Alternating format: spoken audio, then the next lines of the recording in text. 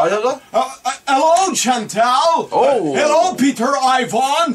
Ici Jack Demers. Hey, hello, Jack! Hello, Jack. Excusez mon anglais, les gars. C'est parce que je reviens des États-Unis où je suis allé profiter des rabais de l'Action de grâce. Ah oui! Belle entrée en matière, Jacques. Ben, Bergie voulait profiter des rabais sur les bagues en or pendant le Black Friday. Le Black Friday? Le bag. Le Black Friday. Alors que moi, de mon côté, je me suis bourré la face d'en face chez Lady Turkey, le magasin de dinde en vrac. Ouais. Ouais, dans le panier. Et comme aux États-Unis, messieurs, la dinde et la sauce brune ne sont pas taxées, on a décidé de faire la passe et de traverser la frontière avec la dinde de contrebande, Chantal. Quel cave. Sauf qu'on a peut-être exagéré, Mario. C'est ça que j'ai dit au gars en arrivant aux douanes avec le pare-choc arrière qui traînait à terre en faisant des flamèches dans un nuage de plumes. Il n'avait-tu de la dingue? Arrivé à la fenêtre des douaniers, ils nous ont demandé si on avait quelque chose à déclarer, Alain. C'est là que Bergie du siège arrière a dit « Oui, le but d'Alain Côté, il était bon. » C'est sûr, ça. Et de un. À ce moment-là, moi, j'étais nerveux car j'avais une dinde cachée dans mon gros de cou et on l'a entendu... Là, le douanier a dit « Avez-vous une dinde dans le gros de cou? » Je me suis fait pogner, Joël. Pogner.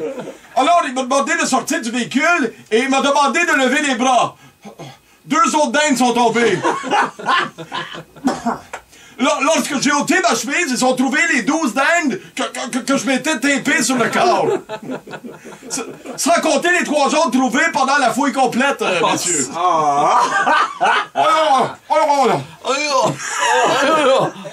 Ça, c'est rien, Alain. En actionnant les essuie-glaces, ils ont réalisé que le réservoir de windshield washer était rempli de gravy, Pierrot.